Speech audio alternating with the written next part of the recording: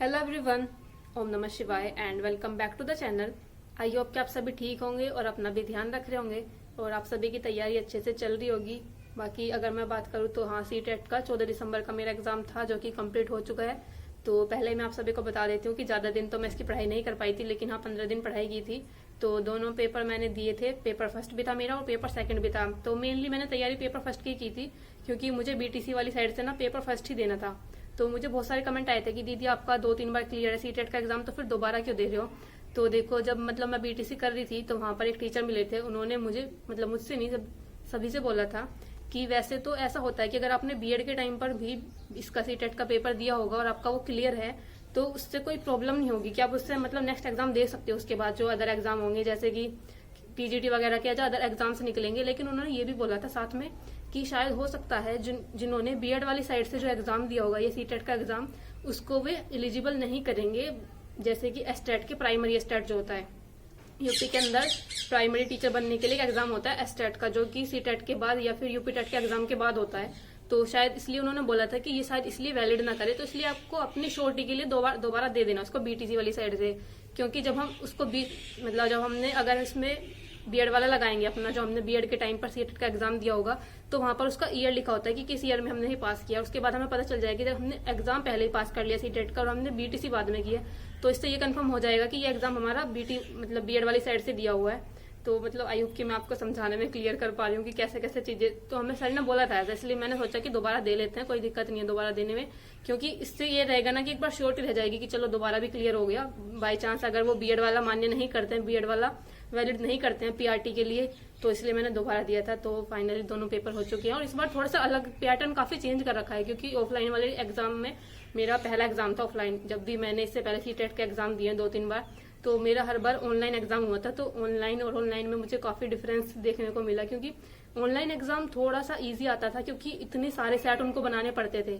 मतलब I think 1 month तक चलता था सीटेट का एग्जाम, सिर्फ सीटेट का एग्जाम 1 मंथ तक चलता था। तो इस तरह से था। और जबकि इस बार इन्होंने सिर्फ 2 शिफ्ट में खत्म कर दिया है, तो थोड़ा सा पेपर का लेवल डिफिकल्ट था। स्पेशली पेपर सेकंड के अंदर जो साइंस वाला पोर्शन था उसको पढ़ते हुए तो मतलब हर क्वेश्चन बहुत ही लेंथी था। हर क्वेश्चन मेरे पास पूरा पेपर है। ये देखो, सबसे पहले तो आप पेपर की लेंथ देखो कितना, ये देखो कितने सारे पेजेस है इसके अंदर। मतलब इसको खोलते खोलते बार बार पेज पलटते ना दिमाग खराब हो जाता है। तो सीडीपी वाला पार्ट था। एक सीडीपी वाला पार्ट ही होता है दोनों पेपर, चाहे वो सीटेट का पेपर फर्स्ट हो या फिर सीटेट का पेपर सेकंड हो। सीडीपी वाला पार्ट ही एक ऐसा होता है जो थोड़ा सा इजी लगता है बाकी अदर सभी चीजों से, जिसके वजह से टाइम ना सही से मैनेज नहीं हो पाता। तो सेकंड वाला पेपर ऐसा ही था इसका। अगर मैं बात करूं, एक चीज मुझे ये भी बेकार लगी है कि इसमें ना कार्बन कॉपी नहीं मिली हमें। जैसे हम अपना कोई भी ऑफलाइन एग्जाम होता है तो हमें उसमें कार्बन कॉपी दे दी जाती है, उसमें हम अपने बाद में जो आंसर की आएगी उससे अपने आंसर मैच कर लेंगे। तो फिलहाल ये नहीं पता चल पा रहा कि अब हम अपने आंसर कैसे मैच करेंगे, अपनी जो आंसर की आएगी उससे आंसर अपने कैसे मैच करेंगे। क्योंकि यहाँ पर मैंने कुछ जगह पर कभी कभी मैं टिक लगा देती थी, कभी कभी मैं टिक नहीं लगाती थी। या फिर ऐसा भी था कि मैंने कोई क्वेश्चन किया, यहाँ पर मैंने 2 जगह टिक लगाया हुआ है, लेकिन गोला भरते टाइम मैंने अपना खुद से चूज कर लिया था कि मुझे कौन सा गोला भरना है। तो इसलिए मैं अपनी फाइनल आंसर की भी मैंने अभी मैच नहीं किया। जितने भी लोग एनालिसिस करा रहे हैं, जैसे कि हिमांशी मैम ने भी एनालिसिस कराया है, बाकी और जो सचिन सर उन्होंने भी कराया है, सभी चैनल्स पर इसका एनालिसिस कराया गया होगा।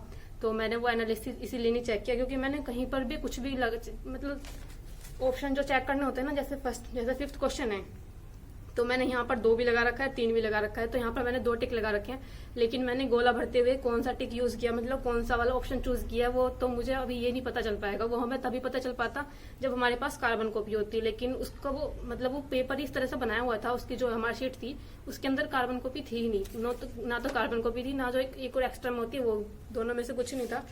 तो इसलिए अभी फिलहाल इसलिए मैंने इसकी एनालिसिस वाला जो एनालिसिस से जो चेक करना था वो चेक नहीं किया है।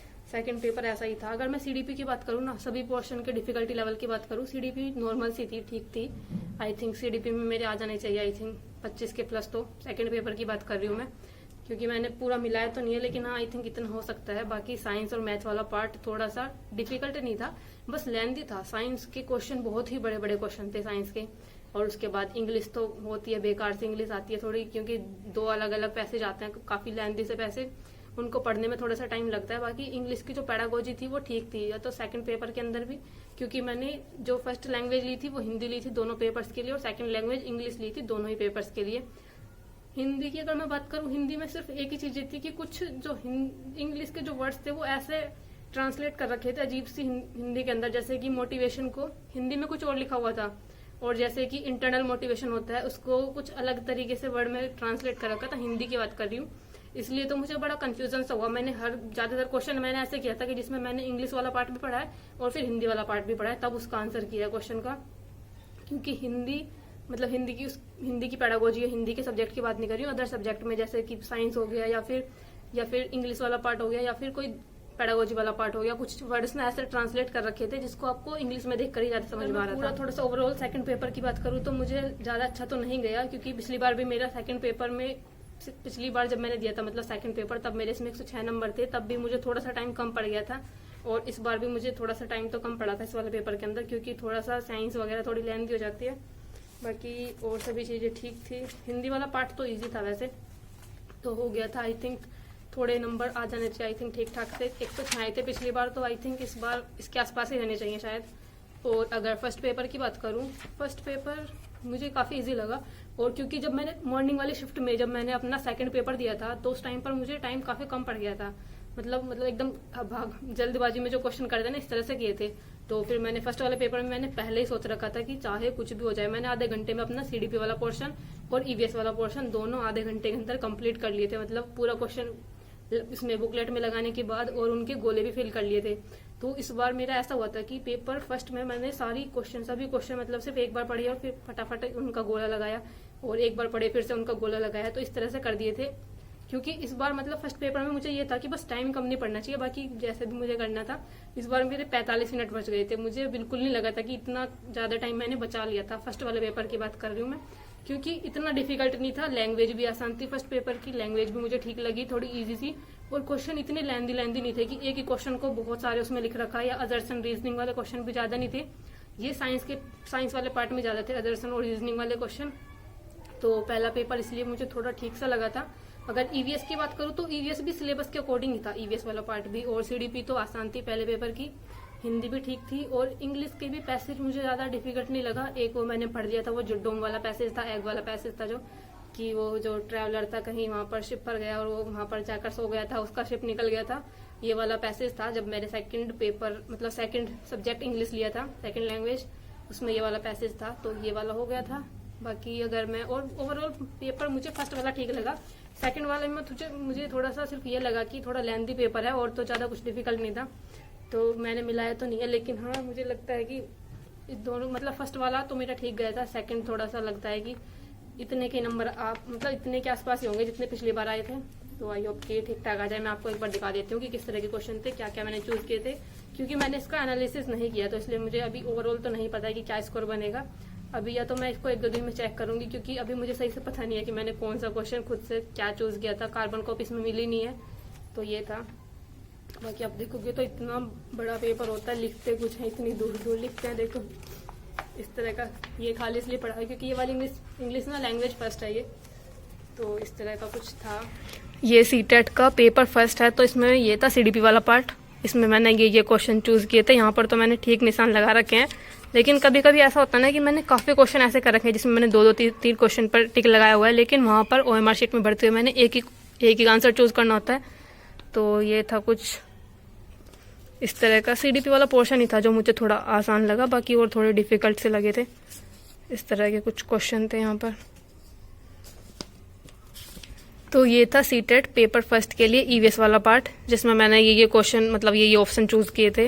ये सबसे पहले वाले क्वेश्चन की बात करूँ तो यहाँ पर देखते ही तो मुझे ऐसा लगा कि शायद ईवीएस वाला पार्ट भी डिफिकल्ट है, क्योंकि ये जो गौरव जानी वाली कहानी दे रखी थी, या जिसके बारे में यात्रा का वर्णन के बारे में पूछा हुआ था, इसके बारे में मुझे कुछ नहीं पता था। ये मैंने मतलब ये वाली कहानी या ये वाली थीम पढ़ी नहीं थी, कहाँ पर हो सकती है ये, इसलिए मैंने इसका फैमिली एंड फ्रेंड वाले में लगाया था। आई होप कि ठीक हो। बाकी ये क्वेश्चन ये थे कुछ।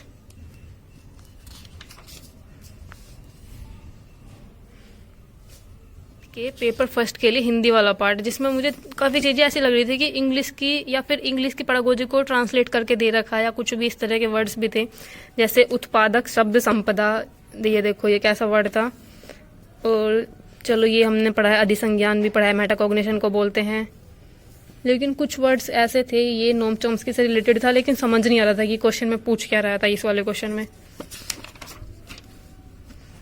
तो ये था एक, ये वाला क्वेश्चन मुझे ज़्यादा समझ में नहीं आया था, 116 क्वेश्चन था ये था। ये सब पढ़ाया हुआ है मैम ने, क्यूइंग, बैबलिंग, टेलीग्राफिक स्पीच के बारे में। एक ये वाला पैसेज था इंग्लिश के अंदर और एक ये वाला था।